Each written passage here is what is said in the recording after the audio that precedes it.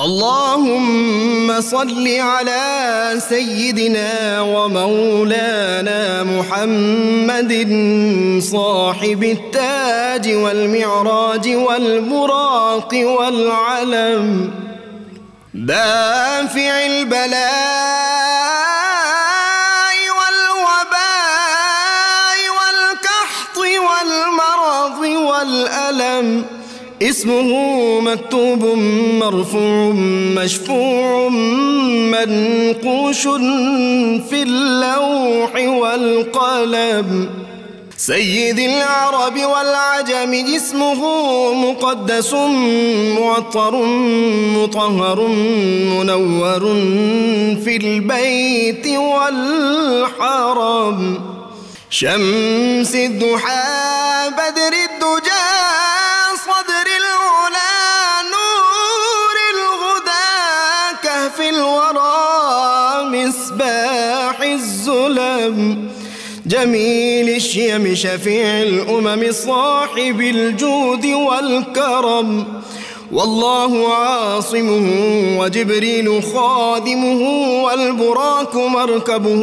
والمعراج سفره وفوق سدرة المنتهى مقامه وقاب قوسين مطلوبه والمطلوب مقصوده والمقصود موجود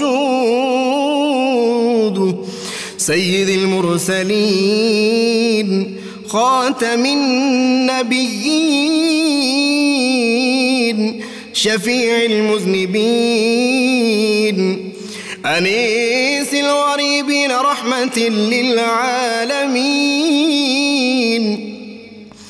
راحة العاشقين مراد المشتاقين شمس العارفين سراج السالخين مصباح المقربين محب الفكراء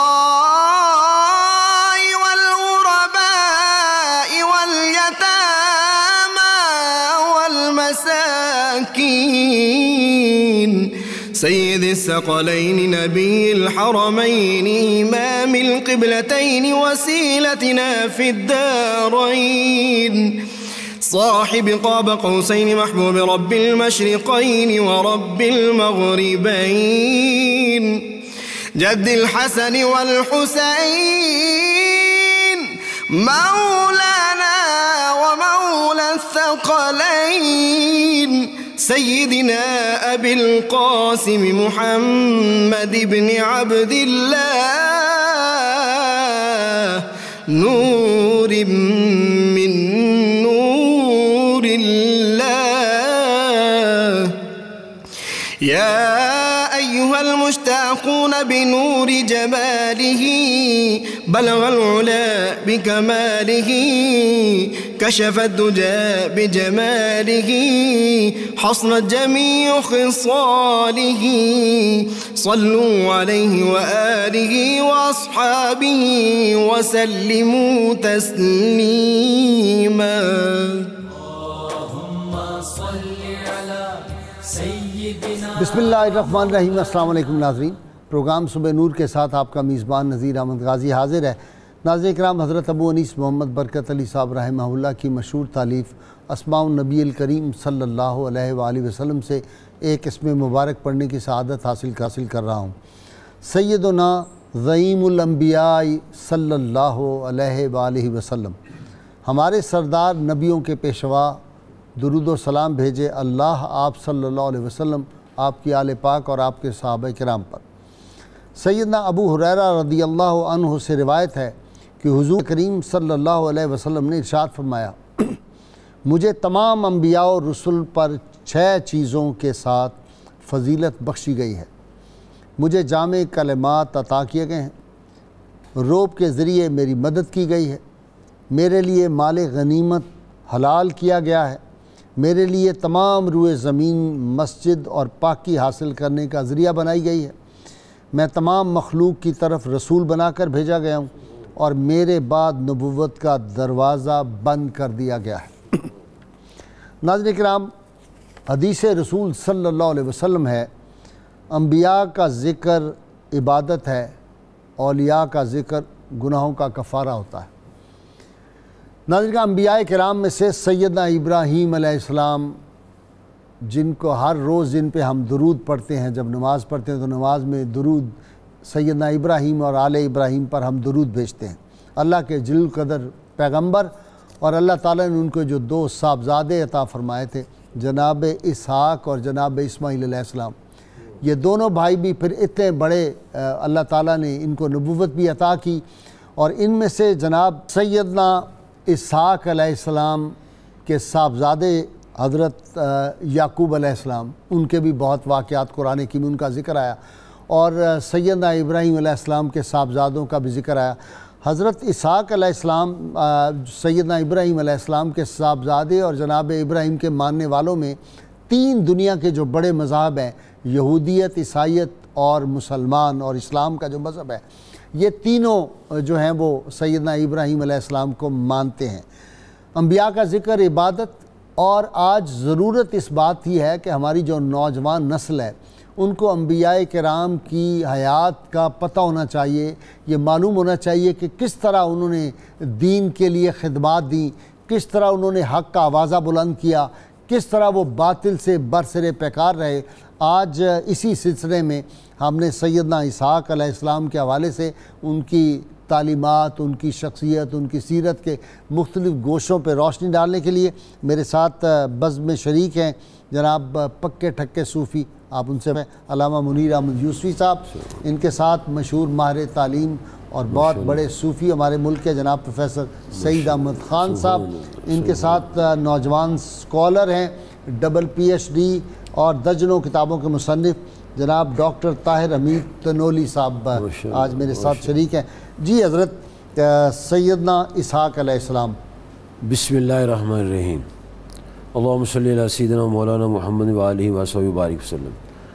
اللہ تبارک و تعالیٰ نے ان کا نام 17 مرتبہ قرآن پاک میں ارشاد فرمایا، ماشاءاللہ۔ ہاں جی، اور ان کی پیدائش کی خوشخبری 4 آیات میں اللہ پاک نے فرمائی۔ سبحان اللہ۔ ان کا نام قرآن پاک میں اسحاق ہے، لیکن قرآن پاک ایک لفظ ہے کہ جب حضرت ابراہیم علیہ السلام کے پاس فرشتے آئے اور ان کی زوجہ مطہرہ بی بی سارہ بھی پاس کھڑی تھیں، تو انہوں نے کہا کہ ہم انا ارسلنا الی قوم لوط، ہم لوط علیہ السلام قوم کو ختم کرنے کے لیے آئے۔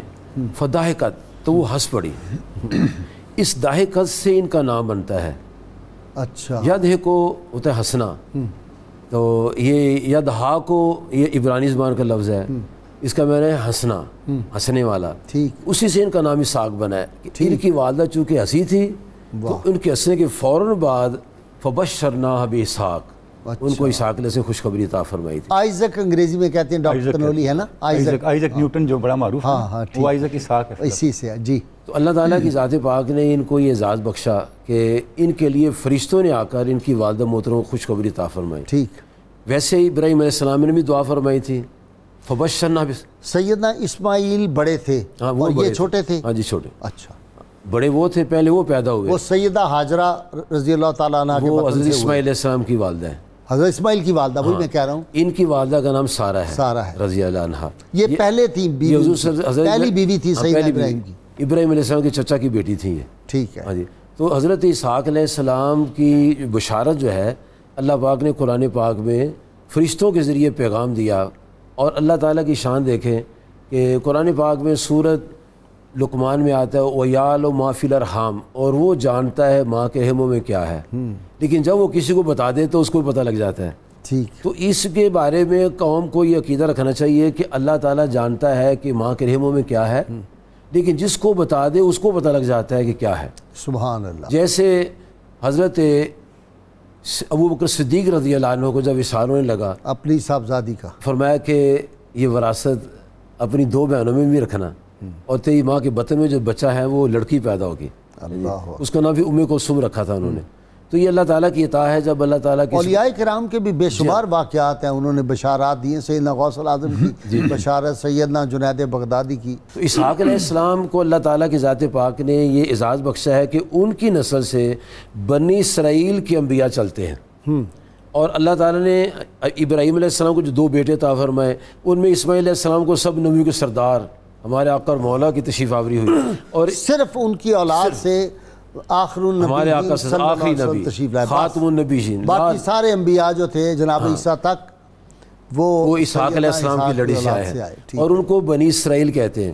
جی اپنا پروفیسر صاحب، ان کا ذکر بہت ہے، سیدنا ابراہیم کا، سیدنا اسماعیل کا، سیدنا اسحاق کا، سیدنا یعقوب کا، اور سیدنا موسیٰ علیہ السلام کا، عیسیٰ علیہ السلام. یہ چند انبیاء کا 26 ہے غالباً جن کا ذکر 26 کے قریب انبیاء کا ذکر قرآن کریم کے اندر موجود ہے. جی.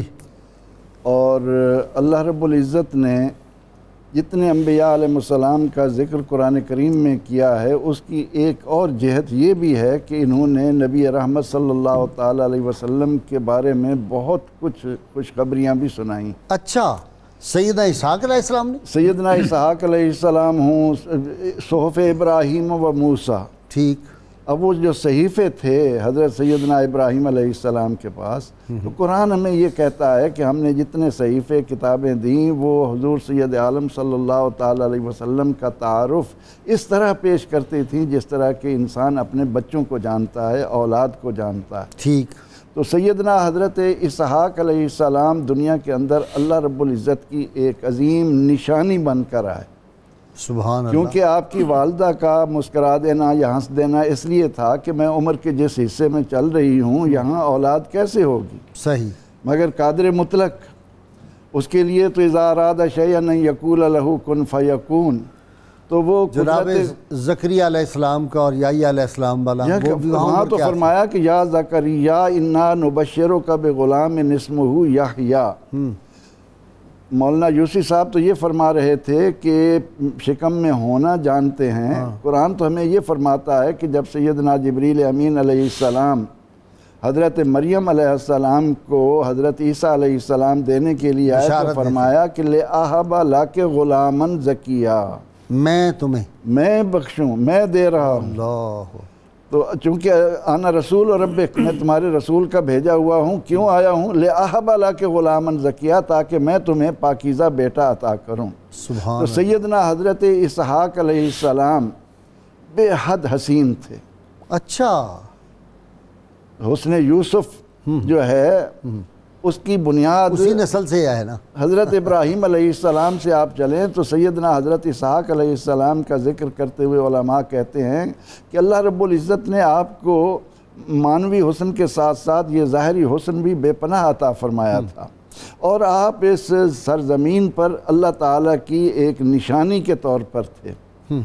ہم نے ابھی آپ کی زبانی یہ سنا اور ذکر ہوا کہ سیدنا ابراہیم علیہ السلام جد الانبیاء ہیں، لیکن ہم یہ دیکھتے ہیں کہ ابراہیم علیہ السلام کے تو 2 بیٹے ہیں. ٹھیک. حضرت اسماعیل اور حضرت اسحاق. لیکن حضرت اسحاق علیہ السلام سے لے کر حضرت عیسیٰ علیہ السلام تک جو ہزاروں کی تعداد میں، بعض علماء نے تو بتایا ہے کہ ایک وقت میں بنی اسرائیل میں 70 کے قریب بلکہ اس سے زیادہ کی تعداد میں انبیاء علیہ السلام موجود رہے. لیکن رہے وہ جو بنی اسرائیل بد نصیب، اس کے باوجود انبیاء کی تقسیم کی، قتل کیا، ان کو شہید کیا. ضد اور تعصب اور ہٹ دھرمی جب کسی قوم میں آ جاتی ہے اور حجت بازی آ جاتی ہے تو وہ پھر حق سے دور رہتے ہیں. اسی بنا پر تو سیدنا موسیٰ علیہ السلام کے بارے میں حضور سید عالم صلی اللہ علیہ وسلم نے فرمایا کہ مجھ سے پہلے میرے بھائی موسیٰ علیہ السلام بھی بہت ستائے گئے، ان کو بھی قوم نے بڑی اذیتیں دیں. تو سیدنا حضرت اسحاق علیہ السلام کا ایک شرف ہمارے سامنے یہ آتا ہے کہ ابراہیم علیہ السلام کے آپ بیٹے ہیں، آپ کے بیٹے ہیں حضرت یعقوب، اور ان کا لقب تھا اسرائیل. تو بنی اسرائیل میں جتنے انبیاء علیہ السلام آئے وہ سارے کے سارے حضرت اسحاق علیہ السلام ان کے جد بنتے ہیں. واہ. تو سیدنا حضرت اسحاق اور حضرت اسماعیل انہوں نے اپنے والد کے مشن کو جس حسن انداز میں چلایا، جس خوبصورتی کے ساتھ قوموں کے سامنے ان کا پیغام رکھا، ان میں سے ایک بات علماء نے یہ بھی لکھی کہ ایک مرتبہ سیدنا حضرت اسحاق علیہ السلام سے کہا گیا کہ آپ کہتے ہیں میں اللہ کا نبی ہوں، تو اللہ کے نبی تو معجزات دکھاتے ہیں، تو آپ بھی ہمیں کوئی معجزہ تو دکھائیں۔ تو آپ کے سامنے مختلف جانوروں کی کھالیں لائی گئیں۔ اچھا، آپ نے ان پر توجہ فرمائی اور وہ جس جانور کی کھال تھی وہ جانور اٹھ کر کھڑا ہو گیا۔ گھوڑے کی تھی گھوڑا کھڑا ہو گیا، زرافے کی تھی زرافہ، جو بھی جتنی کھالیں جتنی جانوروں کی تھیں، یہ اللہ تعالیٰ نے حضرت اسحاق علیہ السلام یہ معجزہ عطا فرمایا۔ یہ معجزہ عطا فرمایا۔ ڈاکٹر تنولی صاحب، یہ انبیاء کے پرانے واقعات، اس میں حکمت کیا ہے بیان کرنے کی؟ جی بسم اللہ الرحمن الرحیم۔ غازی صاحب قبلہ بہت بہت شکریہ۔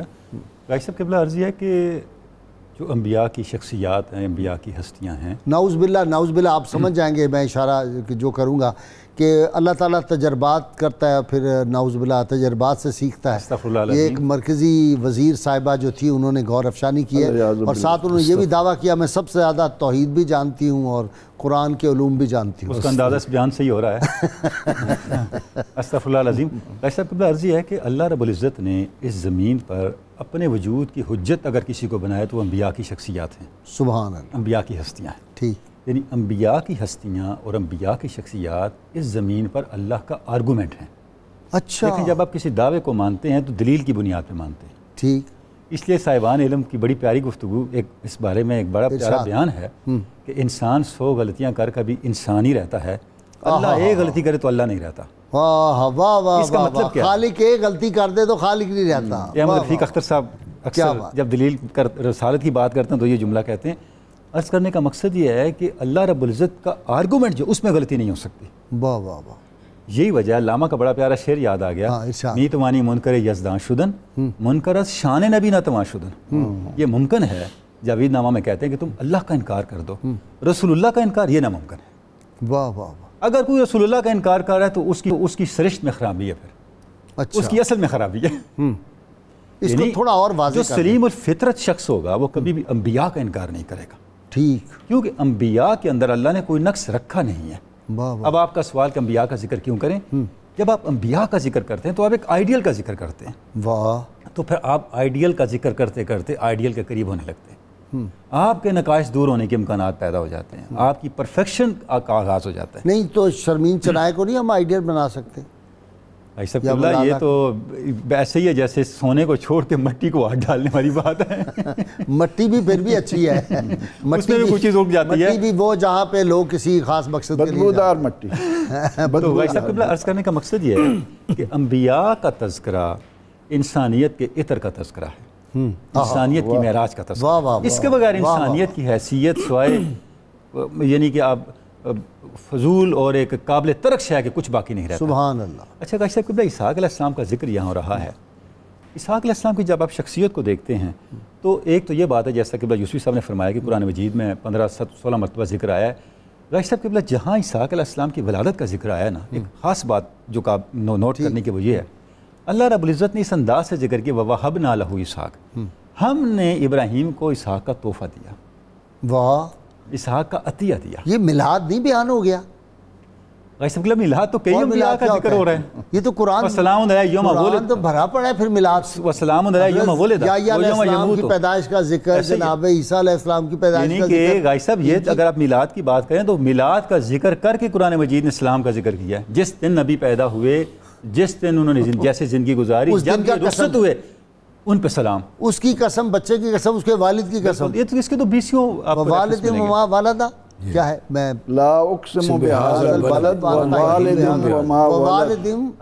وما ولد۔ اچھا اب میلاد کا ایک اور پیٹرن، انبیاء نے خود اپنا میلاد بھی قرآن مجید میں دیا کہ السلام علیہ یوم ولدت، مجھ پہ سلام جب میں پیدا ہوا، شاید عیسیٰ علیہ السلام کا یہ سٹیٹمنٹ ہے، تو اس کے تو 20 ریفرنس آپ کو ملیں گے۔ اسحاق علیہ السلام کی ایک تو یہ بات ہے، اللہ رب العزت، یہ اسحاق علیہ السلام کی تکریم ہے، آپ کی عظمت ہے کہ اللہ رب العزت نے اس انداز سے آپ کا ذکر کیا۔ اچھا اگر اسی واقعے کو لے کے چلیں، جس واقعے کا بھی ہم ذکر کر رہے ہیں کہ جس طرح حضرت سارہ کو لوط علیہ السلام کی طرف آنے والے فرشتوں نے بشارت دی، غازی صاحب اس پورے واقعے کے اندر ایک بڑا ایک نادر نقطہ ہے۔ وہ نادر نقطہ یہ ہے کہ جتنے بھی ہمارے نیک اعمال ہیں، کسی عمل کی قبولیت کی ہمارے پاس گارنٹی نہیں ہے سوائے ایک عمل کے، وہ ہے آپ صلی اللہ علیہ وسلم پر درود و سلام. صحیح. جب آپ درود و سلام کی بات کرتے ہیں جتنے بھی درود پڑھے جاتے ہیں ان میں بہترین درود درود ابراہیمی ہے. صحیح. یہ وہ درود سردار ہے درودوں کا جو معراج کے موقع پہ آپ صلی اللہ علیہ وسلم نے اللہ کے سامنے، یعنی یہ معراج کے ساتھ بھی اس کی مناسبت ہے نا. ٹھیک. اچھا غازی صاحب قبلہ اگر آپ اس درود کو دیکھیں تو یہ درود براہ راست ماخوذ ان آیات سے ہے. اچھا جی. وہ کیسے؟ ہاں. جس وقت فرشتوں نے بشارت دے دی اسحاق علیہ السلام کی، جیسا پروفیسر صاحب نے ارشاد فرمایا سارا ہنسی کہ نہ مجھ میں صلاحیت ظاہراً نہ ابراہیم میں، تو بیٹا کیسے پیدا ہوا؟ دونوں اتنے ضعیف، بالیش 100+ ہو گئے تھے. اب انہوں نے کیا کہا؟ فرشتوں نے کہا قالوا اتعجبین من امر اللہ وسلام علیہ علیکم ورحمۃ اللہ وبرکاتہ وعلیکم اہل البیت انہ حمید مجید. تمہیں حیرت ہوتی ہے اللہ کے امر سے؟ اے اہل بیت تم پہ اللہ کی طرف سے سلامتی ہو، برکتیں ہوں، وہ بڑا حمید اور بڑا مجید ہے. اس کا مطلب کیا ہے؟ اس کا مطلب یہ وہ درود ہے جو ناممکنات کو ممکنات بنانے کا راستہ دکھاتا ہے. واہ واہ واہ واہ. یہ آپ کو اللہ کی اس شان سے جا کے جوڑتا ہے جہاں پہ انسان کی عقل جہاں پہ مایوس ہو جاتی ہے اور وہاں اللہ کی قدرت پہ دروازے کھولتی ہے. وہاں درود کام آتا ہے. یہ وہ درود ہے. یعنی ہر درود کی اپنی غازی صاحب قبلہ جہت ہے نا. سبحان اللہ. ہر درود کا اپنا فیضان ہے. سبحان اللہ. یہ وہ درود ہے جو آپ کو یہ بتاتا ہے کہ کس طرح انتہائی مایوسی کے ماحول میں جبکہ کچھ ممکن نہ تھا اسحاق کی ولادت ہو گئی. یہ آپ کے پیر صاحب والی وہ جو ہے مجموعہ صلوات الرسول اس میں ہے یہ؟ جی بالکل ہے. اچھا. اور کئی بار ہے. اور سوائے مجموعہ صلوات الرسول شریف ہمارے پاس اور ہے ہی کیا؟ اسی کی برکت چل رہی ہے ساری. صحیح. تو غازی صاحب قبلہ اس کا مطلب یہ ہوا جب بھی ہم اسحاق علیہ السلام کا ذکر کرتے ہیں ہم در اصل قدرت خداوند کے ظہور کا ذکر کرتے ہیں. سبحان اللہ. ہم در اصل اللہ کی شان حمید اور شان مجید کا تکرار کرتے ہیں، اس کا اعادہ کرتے ہیں، اس کو پھر سے یاد کرتے ہیں. سبحان اللہ. اور اللہ کی شان حمید کیا ہے؟ اللہ کی شان مجید کیا ہے کہ جب یہ اللہ کی رحمت کا دروازہ کھٹکھٹایا جائے تو اللہ اپنے بندے کو مایوس نہیں کرتا. اچھا جی، کچھ ان کے وہ ذرا مجھے آج تک معاملہ نہیں سمجھ آتا کہ بھائیوں میں کچھ تھوڑا ہو گیا تھا ایک کیا اس کو کہنی شکر رنجی رقابت کا لفظ ذرا سخت ہے تو میں اس لیے نہیں کہتا. یہ اصل میں اللہ تعالیٰ جل جلالہ کی قدرت کا اظہار ہے کہ ایک بیٹے سے ماں پیار کرتی تھی بہت زیادہ، ایک بیٹے سے باپ پیار کرتا تھا. ایک سے حضرت یعقوب کرتے تھے اور دوسرا رفقہ جو تھی رفقہ وہ یعقوب علیہ السلام سے پیار کرتی تھی اور دوسرے سے وہ والد صاحب پیار کرتے تھے. اچھا وہ اسحاق علیہ السلام اس کو نواز رہے تھے اور وہ ماں چاہتی کہ میں اس کو نوازا جائے. چنانچہ ایک دفعہ وہ باہر چلے گئے تو ان کی والدہ خیال ہے کہ اس کو آگے کر دیتے ہیں. لیکن حضرت اسحاق علیہ السلام کی عظمت و شان اور اللہ کی قدرت جو ہے اس میں ساری چیزیں شامل ہیں. یہ اصل میں اللہ کی طرف سے سلیکشن، قدرت کا حسن انتخاب ہوتا ہے. جی ہاں. تو اللہ تعالیٰ نے یعقوب علیہ السلام کو اصل میں نا منتخب فرمانا تھا، اس لیے ان کو ترجیح دی گئی. اور یعقوب علیہ السلام کو بنی اسرائیل اس لیے کہتے ہیں کہ اللہ پاک کی ذات پاک کی شان دے کہ اسحاق علیہ السلام عبادت فرما رہے تھے تو آپ نے ان کو دروازے پر کھڑا کر دیا اور میں کسی کو اندر نہیں آنے دینا، تم نے یہ کھڑے رہے. جبرائیل علیہ السلام آئے آپ سے ملاقات کے لیے تو یہ اندر ہی نہ جانے دیں. اچھا. ان کی آپس میں ذرا عطا کی طرف ہو گئی نا، بحث باس ماسا ہو گیا. تو آپ نے سنا کہ باہر بحث ماسا ہو رہا ہے. وہ بیٹے یہ اللہ کے فرشتے ان کو آنے دو. اور جب حضرت جبرائیل سے اندر تشریف لے گئے فرمایا یہ تو اسرائیل ہے، یعنی یہ تو اللہ کا بندہ ہے. اتنی آپ کی تابعداری کر رہا ہے کہ آپ نے اس کو ادھر کھڑا کیا مجھے بھی نہیں اندر آنے دے رہا. تو اسی سے پھر یہ اسرائیل اور پھر ان کی اولاد بنی اسرائیل کہلاتی ہے. تو یہ ان کی بندگی جو تھی اللہ تعالیٰ کے حضور ان کا جو اعتقاد تھا اور انہی سے اللہ پاک نے آگے نسل چلانی تھی. عیسو سے نسل نہیں چلی.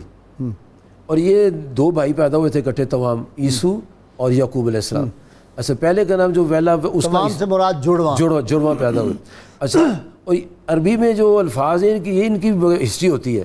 بس یہ یعقوب ہے، ان کا نام یعقوب اس لیے رکھا گیا کہ یہ عقبہ سے ہے، یعنی بعد میں پیدا ہوئے.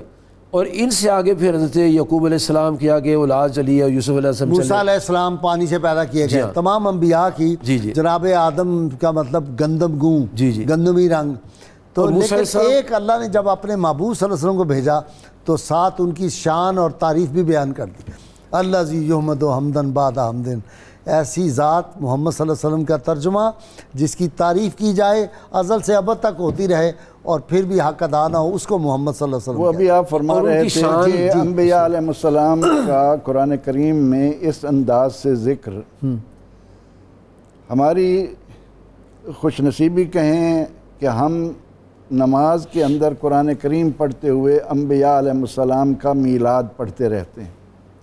یہ ذرا سمجھا دیں، یہ آپ نے ایسی بات کی ہے، اب جو آیات کہیں ہمیں شرک میں نہ مبتلا کر دیں آپ۔ جن آیات میں حضرت اسحاق علیہ السلام کی ولادت کا ذکر ہے، حضرت عیسیٰ علیہ السلام کی ولادت کا ذکر تفصیل سے، حضرت موسیٰ علیہ السلام کا ذکر تفصیل سے، قرآن کریم کے مطالعے کے بعد میں ایک ادنا طالب علم کی حیثیت سے کہا کرتا ہوں۔ پروفیسر صاحب میں خدا اگلی معذرت کے ساتھ، یہ تو جب ان کے پھر نام یا یہ پڑھ رہے ہیں ان کی پیدائش کا ان کا خیال آ جائے گا، اور نماز میں تو خیال آ جائے کسی نبی کا تو نماز خراب نہیں ہو جاتی۔ اللہ اکبر، غازی صاحب کتنی پیاری بات آپ نے فرمائی۔ میں بھی ایک ادنا طالب علم ہوں، میں یہ کہا کرتا ہوں کہ میرے پیغمبر علیہ السلام نے فرمایا کہ صلو کما رأیتمونی اصلی، اللہ نماز اس طرح پڑھو جس طرح مجھے پڑھتے ہوئے دیکھتے ہو۔ تو آج مجھے اقبال کا شعر پہلی دفعہ اپنی گہرائیوں کے ساتھ سمجھ آیا، شوق تیرا اگر نہ ہو میری نماز کا امام، میرا قیام بھی حجاب، میرا سجود بھی حجاب۔ آپ نے تو وہ سامنے نمونہ رکھنا ہے۔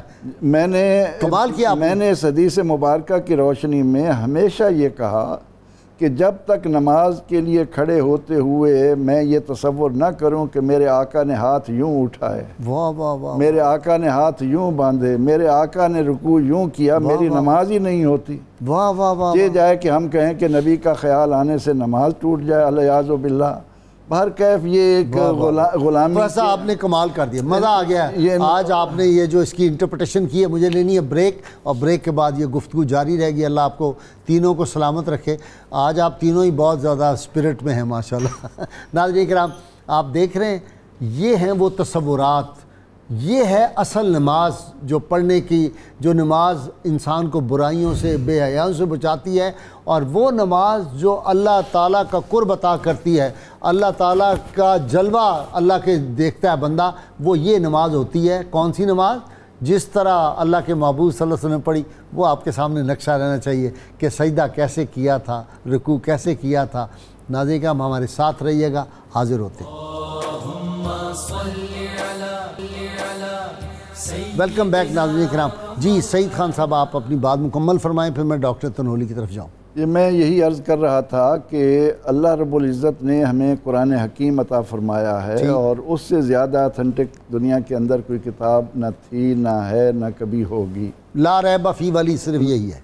اب قرآن کریم نے جہاں اور انبیاء علیہ السلام کے میلاد بیان فرمائے، آقا علیہ الصلاۃ والتسلیم کے میلاد کا جب وقت آیا تو قرآن کریم نے اتنی جامعیت کے ساتھ حضور سید عالم صلی اللہ علیہ وسلم کے میلاد کو ہمارے سامنے رکھا کہ اس کا نتیجہ یہ ہے کہ آدم علیہ السلام سے لے کر عیسیٰ علیہ السلام تک کسی کا دعویٰ نبوت اس وقت تک مکمل ہی نہیں ہوا جب تک اس نے ہمارے آقا کا میلاد نہیں پڑھا، اس نے ہمارے آقا کا تعارف لوگوں کو نہیں دیا۔ سبحان اللہ، سبحان اللہ۔ قرآن حکیم کی سورہ البقرہ کی یہ آیہ کریمہ اگر کوئی توجہ سے پڑھنے کی کوشش کرے کہ وَإِذْ أَخَذَ اللَّهُ مِيثَاقَ النَّبِيِّينَ لَمَا آتَيْتُكُم مِّن كِتَابٍ وَحِكْمَةٍ، واہ واہ، اس کے اندر اللہ رب العزت نے جس انداز سے انبیاء علیہ السلام کو اپنے محبوب علیہ الصلاۃ والتسلیم کا تعارف دے کر بھیجا، تو اسی کا ہر جگہ ہمیں جلوہ نظر آتا ہے۔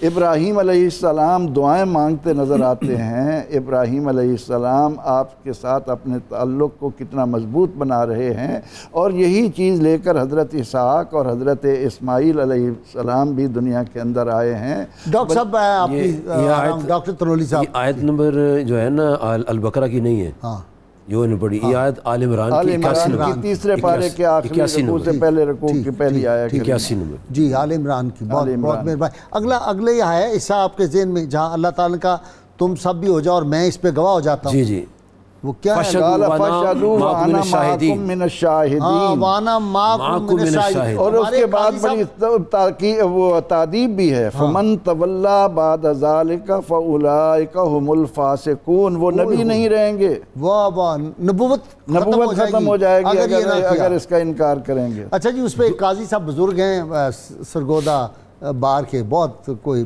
80+، انہوں نے بڑی خوبصورت بات کی. میں گیا ہوا تھا میلاد کانفرنس میں پچھلے سال.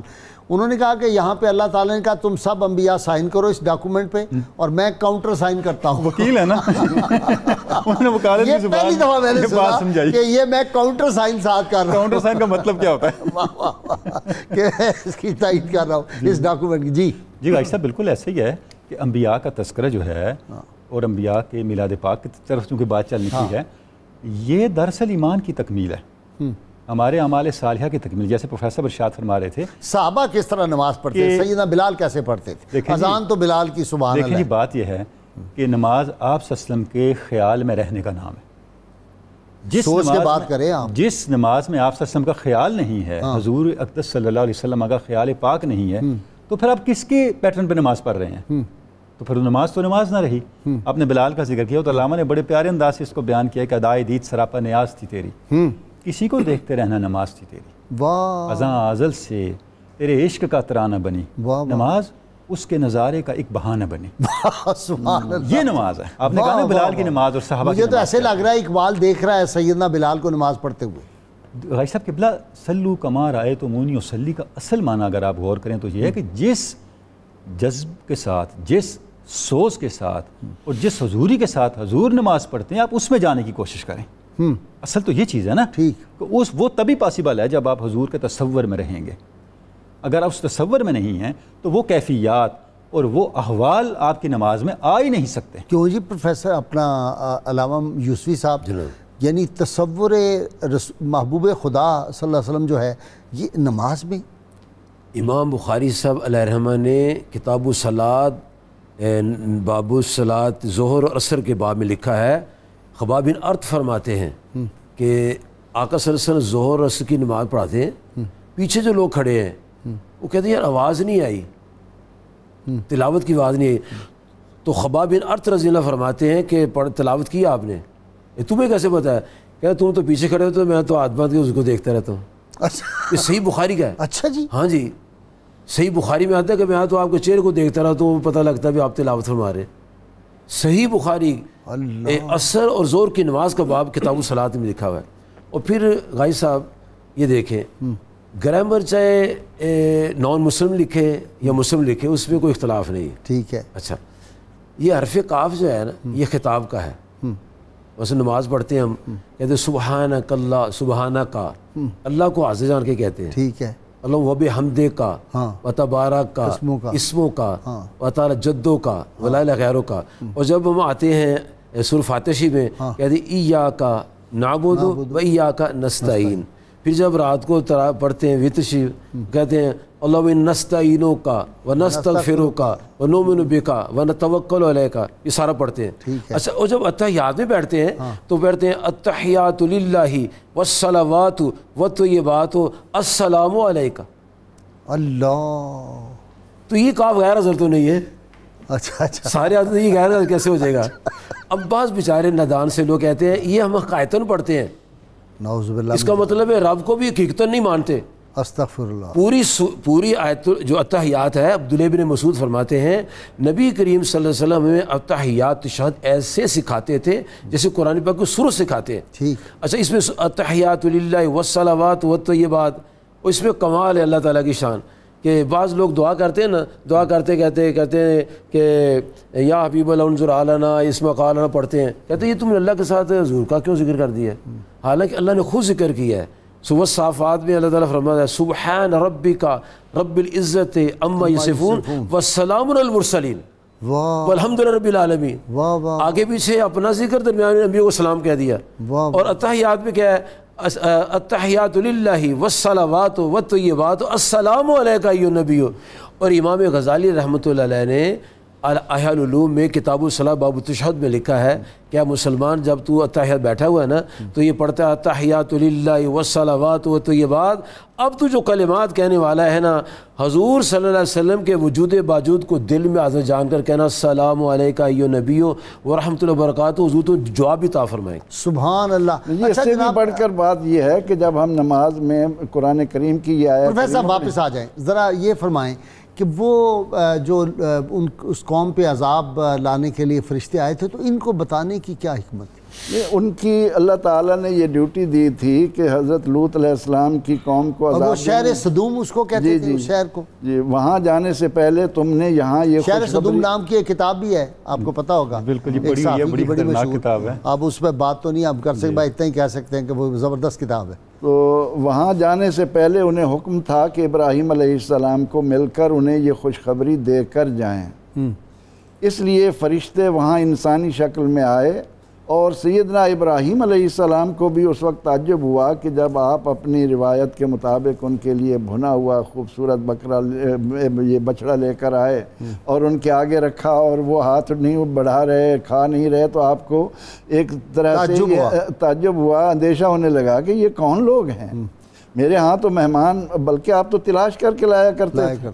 اب یہ انسانی شکل میں آئے اور آپ نے ان کے سامنے لا کر عجل حنیذ ایک بنا ہوا بچڑا رکھا اور وہ اس کی طرف ہاتھ نہیں بڑھا رہے، تو پھر انہوں نے بتایا کہ ہم اس مقصد کے لیے جا رہے ہیں، لیکن یہاں رکنے کا مقصد یہ تھا کہ آپ کو سیدنا حضرت اسحاق علیہ السلام کی خوشخبری سناتے چلے جائیں. ٹھیک. اس کے بعد پھر جا کر انہوں نے وہاں اس بستی پر عذاب بھی جو اس کے لیے جو طریقہ کار قرآن کریم نے بیان کیا. آپ نے لوط علیہ السلام کو فرمایا کہ تم اپنے ساتھیوں کو لے کر صبح نکل جانا، لیکن بیوی کو ساتھ نہ لینا، اچھا، اور پیچھے مڑ کر بھی نہ دیکھنا.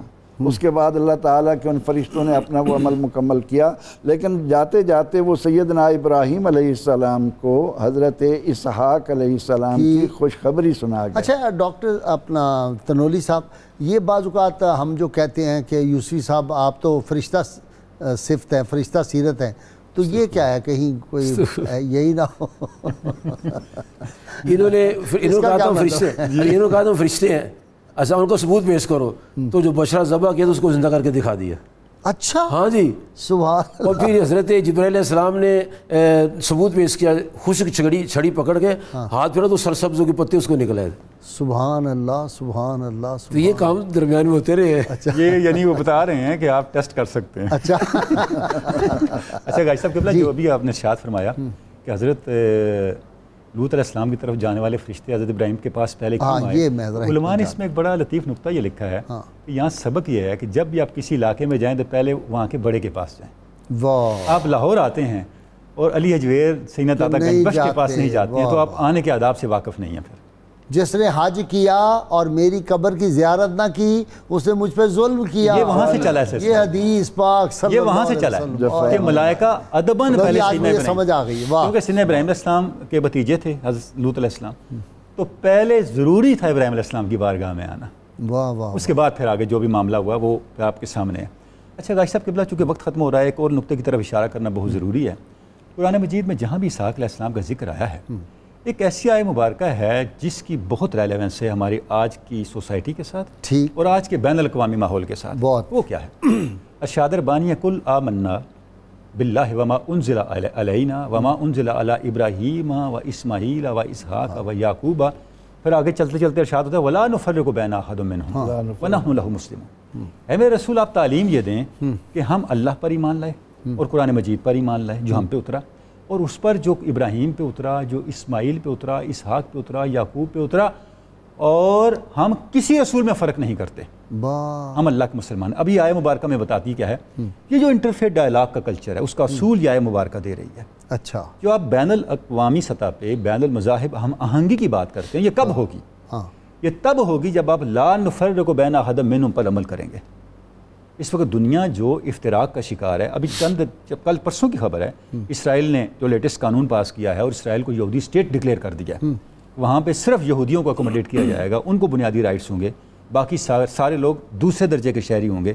حالانکہ وہاں 46% عربی بھی ہیں. تو پھر یہاں جو پاکستان میں لوگ کہتے ہیں کہ جی ریاست کا مذہب جو ہے اسلام کبھی ہوا ہے، مذاق اڑاتے ہیں اور ان کو بڑے بڑے عہدے دے دیے جاتے ہیں. غازی صاحب قبلہ یہ تو حقائق سے آنکھ چرانے والی بات ہے نا. اب 46% عربی ہونے کے باوجود پہلے اسرائیل کے اندر عربی کو بھی سرکاری زبان کی حیثیت حاصل تھی. اس قانون کے بعد انہوں نے عربی کو سیکنڈری لینگویج کر دیا ہے. واحد زبان عبرانی رہ گئی جو اسرائیل کی سرکاری زبان ہوگی. اصول کیا دیا جا رہا ہے؟ یہ مسائل کیوں ہیں؟ آپ فرق کر رہے ہیں، آپ فرق کرنا چھوڑیں. جو اللہ کی طرف سے پیغام ہدایت ہے اور جو رسول آئے ہیں، انبیاء آئے ہیں، ان پر ایمان اور ان کی تقریب اور ان کے مقام کی حرمت اور عظمت کا لحاظ لا نفرق بین احد منہم کے اصول کے تحت کریں تو دنیا میں بیسیوں فسادات ختم ہو جائیں گے. ایسا یہ بنیادی اصول ہیں. واہ واہ واہ، کیسی آپ نے بات کی. اس وقت جو افتراق پیدا ہو رہا ہے اور جس طرح وہ بدبخت کہہ رہا ہے کہ میں کارٹونوں کا مقابلہ کراؤں گا دنیا میں، یہ کہاں کا ہے؟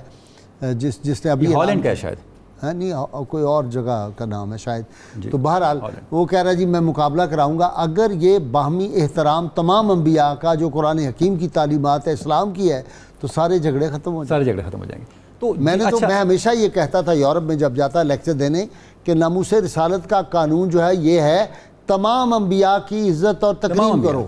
اور یہ قرآن مجید نے بڑا واضح اصول دیا ہوا ہے. اور یہ تمدن اور تہذیب کی ایک نشانی ہے باعزت لوگوں کی کہ بڑے لوگوں کی عزت کرو، رسپیکٹ ادرس. اور اس میں سب سے بڑے لوگ انبیاء ہیں.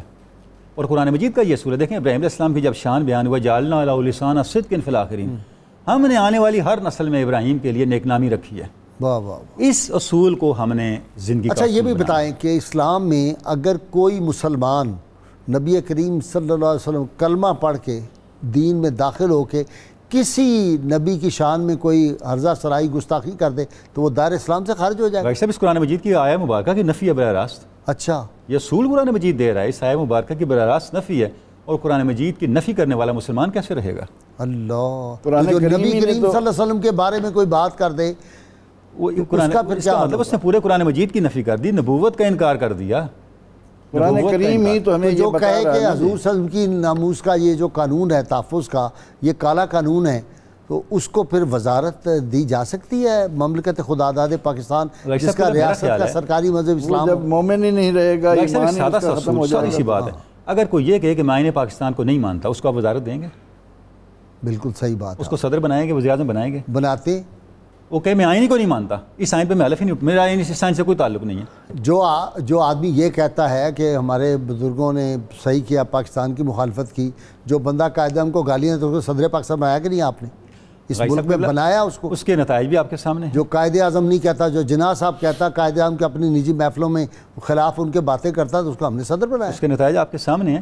تو یہ جو پہلا جملہ آپ نے ارشاد فرمایا وہ تو اتنا اپنے مضمرات کے لحاظ سے ہلاکت آفریں ہے کہ وہ آئین کی نفی کرنا نہیں، آئین کی اساس اور آئین کی روح کی نفی کرنے کے مترادف ہے. واہ واہ واہ واہ واہ. صاحب آپ کا یہ پروگرام جہاں تک پہنچ رہا ہے، ہاں جی، اس کے ذریعے آپ بالکل واضح انداز میں یہ پیغام دے رہے ہیں کہ ہم وہ لوگ ہیں جو آدم علیہ السلام سے لے کر حضور سید عالم صلی اللہ علیہ وسلم تک جتنے انبیاء علیہ السلام آئے سب کی عزت اور تکریم. سبحان اللہ. اور اسی بنیاد پر یہ مطالبہ ہونا چاہیے کہ ایسا قانون نافذ کیا جائے پوری دنیا میں کہ کسی بھی رسول کے بارے میں، ہم تو وہ لوگ ہیں کہ اعلیٰ حضرت علیہ رحمہ کی موجودگی میں جب کسی نے یہ کہہ دیا کہ فلاں کی شان گھٹی تو یہیں آ کے گھٹی تو کھڑے ہو گئے. فرمایا کہ نبی کا نام لے کر تمہیں جرت کیسے ہوئی کہ ان کے بارے میں یہ کہو، بلکہ یوں کہو کہ شان یوسف جو بڑھی یہیں آ کے بڑھی. قرآن کریم جو ہے وہ انبیاء علیہ السلام کی شانیں بڑھانے آیا ہے. جب ہم کسی بھی نبی کے بارے میں کوئی ایسی بات کہنے کو کفر کہتے ہیں تو اس کا تقاضا دنیا کو سمجھنا چاہیے کہ حضور سید عالم صلی اللہ تعالی علیہ وسلم امام المرسلین ہیں.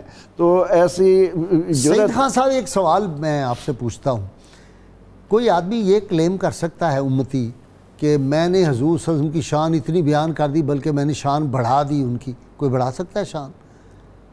ورفعنا لک ذکرک کے بعد کوئی انسان جو ہے وہ یہ دعویٰ کرے. اکثر میں دیکھا بعض لوگ یہ کہہ دیتے ہیں کہ جی لوگ حضور کی بہت زیادہ شان بیان کر دیتے، بہت زیادہ بیان کر دیتے. حضور سید عالم صلی اللہ تعالی علیہ وسلم کے لیے رفع بعدہم درجات یا ورفعنا لک ذکرک جب جبریل امین علیہ السلام یہ آیہ مبارکہ لے کر آتے ہیں، حضور سید عالم صلی اللہ علیہ وسلم جب جبریل امین علیہ السلام سے سوال کرتے ہیں کہ جبریل ورفعنا لک ذکرک سے مراد کیا ہے، تو فرمایا کہ اللہ کریم فرماتا ہے اذا ذکرت ذکرت معی، جہاں میرا ذکر ہوگا وہاں آپ کا ذکر ہوگا۔ سبحان اللہ۔ ذکر خدا کو ذکر مصطفیٰ سے جدا کیا ہی نہیں جا سکتا، یہ ممکن ہی نہیں کہ آپ اللہ رب العزت کا صرف ایک آدمی پوری زندگی کے لیے اگر اپنے ایک پاؤں پر کھڑے ہو کر لا الہ الا اللہ لا الہ الا اللہ کہتا رہے تو کیا اسے ایمان نصیب ہوگا؟ ہرگز نہیں ہوگا جب تک وہ محمد الرسول اللہ نہیں کہے گا۔ اچھا، اذاں کیا جہاں بھی دیکھو ایمان والو، بس ذکر حق ذکر ہے مصطفیٰ جی سبحان اللہ۔ یہ میں اس کا یہ جو بات فرما رہے ہیں کہ میں نے اتنی شان بیان کی کہ کسی نے کیا کرنی ہے، اللہ تعالیٰ نہیں کہتے ہیں جی شان بڑھا دیتے ہیں لوگ، یہ اعتراض ہوتا ہے اب بعض یہ اوقات۔ دیکھیں یہ ان کی بیچاروں کو عقل نہیں کام کرتی۔ اللہ تعالیٰ فرمایا تھا ان اللہ و ملائکۃ یصلون علی النبی، یہ مضارع کا صیغہ ہے، اس میں ہے کہ بے شک اللہ تعالیٰ اور اس کے فرشتے نبی صلی اللہ علیہ وسلم پر درود بھیجتے ہیں۔ امام بخاری صاحب نے جلد نمبر 2 صفحہ 7 میں لکھا ہے کہ اللہ کا درود کیا ہے، فرمایا اللہ تعالیٰ ہر لمحہ ہر وقت ہر گھڑی حضور کی تعریفیں کر رہا ہے۔ سبحان اللہ، اللہ کر رہا ہے، اللہ تعریفیں کر رہا ہے، اور اس کی تو تعریف جو اللہ کر رہا ہے تعریف ساری مخلوق بھی مل جائے تو مقابلہ ہی اسی کا دیکھیں امام رضا رحمۃ اللہ تعالیٰ نے سلام لکھا ہے، 172 اشعار لکھے ہیں، جتنی وکیبلری ہوگی یا جو وقت ہوگا کہ سیدھا بردہ شریف میں 162 اشعار ہیں۔ اچھا ہمارے شعراء یا نعت خوان پڑھتے ہیں لو جی مقطع سن لو، مقطع کا میں نے آخری شعر سن لو، اب اللہ تعالیٰ کب سے تعریف کر ابھی تک مقطع ہی نہیں آیا،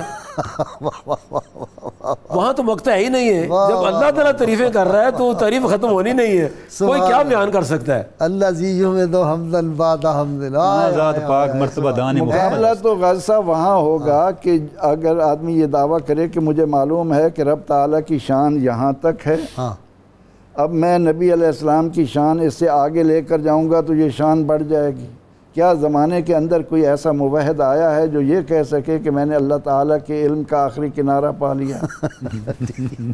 لوح و قلم کے بارے میں امام بصیری نے جب یہ کہا کہ وَمِنْ عُلُومِكَ عِلْمَ اللَّوْحِ وَالْقَلَمِ، تو اس پر ایک عالم دین مجھے کہنے لگے دیکھیں جی اس نے تو اس کے علم کو اللہ کے علم کے ساتھ ملا دیا۔ میں نے کہا کہ اس کا معنی یہ ہے کہ آپ کے نزدیک اللہ کا علم لوح و قلم میں بند ہے، اور لوح و قلم تو اللہ تعالیٰ کے علم کا ایک شمع ہے، ایک ذرہ ہے۔ اللہ تعالیٰ کے علم کے لیے جب ہم ہر نماز کے بعد آیت الکرسی پڑھتے ہوئے یہ کہتے ہیں کہ لا یحیطون بشیء من علمہ الا بما شاء، اس کے علم کا جب کنارہ پایا ہی نہیں جا سکتا تو مقابلہ کیسے ہوگا، اسے آگے بڑھانے کی بات کیسے ہوگی؟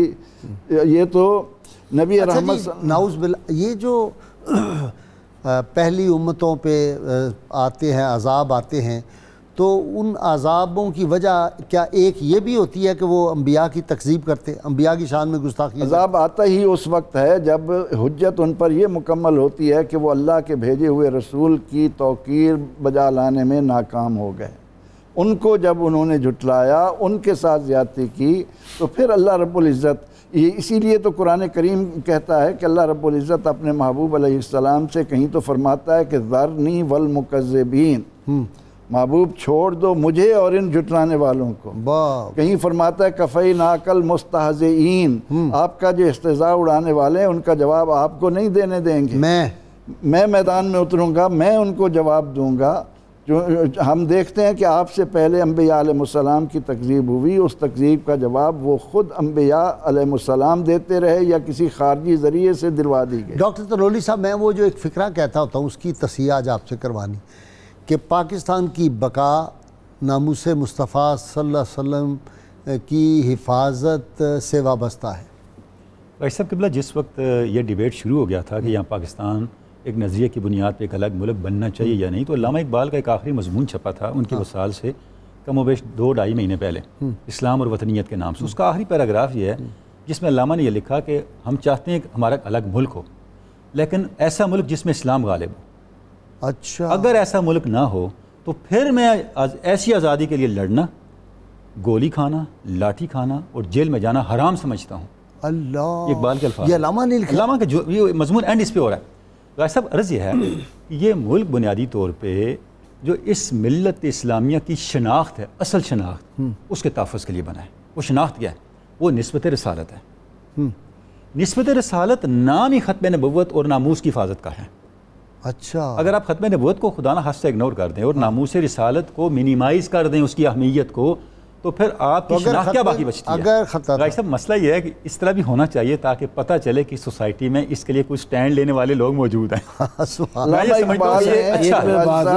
اقبال نے تو اس ضمن میں فیصلہ دے دیا ہے کہ بمصطفیٰ بے رساں خیش را کے دیں ہم آؤست اگر باؤ نہ رسیدی تمام بولا حبیث. یہ فیصلہ آج کے دور کے حساب سے اسحاق علیہ السلام سے خوب ہو رہا ہے. کیسے؟ جب فرشتے آئے تو انہوں نے کہا انا ارسلنا الی قوم لوط، یہ 70 نمبر آیت سورۃ ہود کی. تو وامرأۃ قائمۃ، ان کی زوجہ محترمہ پاس کھڑی تھی، فضحکت، وہ ہنس پڑی. اس سے پتہ چلا کہ عقل مند لوگ وہ ہوتے ہیں جو بدکاروں کا دور حکومت ختم ہو تو خوش ہو جائے. واہ واہ واہ واہ واہ واہ، ضاحکت، اس کے بھی اس وقت ضاحکت آیا. اور جب یہ ضاحکت لفظ آیا تو اللہ نے فرشتوں کہا یہ میری بندی جو ہے برے لوگوں کے اختتام پر خوش ہوئی ہے، فبشرنا بہ، اب اس کو اسحاق کی خوشخبری سنا. واہ واہ واہ. تو وہ جو مجھے ابابیل نظر آتے تھے، انہوں نے جب اپنا کام دکھایا تو پھر اس پہ تو خوش ہونا چاہیے کہ ابابیلوں نے آگے ورا ساتھ دیا. ہم تو سمجھاتے تھے بہت، اب بھی سمجھاتے ہیں، آنے والوں کو بھی سمجھا رہے ہیں کہ اس بات کو سمجھ جاؤ، جو اللہ اور رسول کی بغاوت کرے گا پھر وہ تیار رہے. پھر ابابیل اس پہ بھی آئیں گے، ان کی ڈیوٹی نہیں ختم ہوئی، ابابیل صبح و شام فضا میں. رب تعالیٰ نے اس ضمن میں ایک فیصلہ قرآن کریم میں ہمیں اور بھی دے دیا ہے کہ جب یہود نے یہ کہا کہ نحن ابناء اللہ واحباہ، کہ ہم اللہ کے بیٹے اور اس کے پیارے ہیں، ہمیں آپ کی اتباع کی کیا ضرورت ہے، تو اس پر پروردگار عالمین نے فرمایا کہ محبوب علیہ السلام ان سے کہہ دو کہ اگر تم اللہ سے محبت کا دعویٰ کرتے ہو تو فتبعونی، میری اداؤں کے فدائی بن جاؤ. اللہ یحببکم اللہ. اب تو تم کہتے ہو کہ تم اللہ سے محبت کرتے ہو، لیکن جب تم میں اللہ کو اس کے محبوب کی ادائیں نظر آئیں گی تو وہ خود بخود تمہیں اپنا محبوب بنا لے گا. بہت شکریہ آپ کا یوسفی صاحب، اور سعید خان صاحب آپ کا بھی شکریہ، ڈاکٹر تنولی آپ کا شکریہ. ناظرین کرام، کتاب الشفا سے نسخے کا وقت ہو گیا. دانت کے درد کا علاج. سورۃ البقرہ کا پہلا اور آخری رکوع پڑھ کر ہاتھ پر دم کر کے منہ پر پھیر لینے سے دانتوں کے درد سے شفا نصیب ہوتی ہے. شرط یہ ہے کم از کم 11 مرتبہ اول و آخر کوئی بھی درود پاک جو آپ کو آتا وہ ضرور پڑھیں. سیدنا علی المرتضیٰ شیر خدا فاتح خیبر رضی اللہ عنہ فرماتے ہیں، عقل مند وہ ہے جو اپنے تمام امور کو اللہ کے سپرد کر دے، اور حکمت و دانائی یہ ہے کہ انسان اس فانی دنیا سے منہ پھیر کر آخرت کی فکر کرے. ناظرین کرام، اللہ کریم سے دعا ہے اللہ تعالی ہمیں حضور رحمت عالمین صلی اللہ علیہ وسلم کی غیر مشروط محبت اور لامحدود وفاداری نصیب فرمائے. اللہ تعالیٰ پاکستان کو دیانتدار حکمران عطا فرمائے. اللہ تعالیٰ پاکستان کو وہ حکمران عطا فرمائے جو سیدنا فاروق اعظم، سیدنا عمر عبدالعزیز کا دور واپس لے آئیں. اللہ تعالیٰ اس پہ قادر ہے، ہمارا ایمان ہے، یقین ہے. اور یہ ملک وہ ہے جو لیلۃ القدر کی رات کو اللہ نے اپنے محبوب صلی اللہ علیہ وآلہ وسلم کے لیل پاک کے تصدق حاصل ہمیں عطا کیا تھا. اور یہ بات ذہن میں رکھیں، جو آدمی پاکستان کو نقصان پہنچائے گا، پاکستان کو نقصان پہنچانے کا سوچے گا، پاکستان کے دشمنوں سے دوستی کرے گا، وہ برباد ہو جائے گا، اس کی نسلیں برباد ہو جائیں گی، ذلیل و رسوا ہو جائے گا.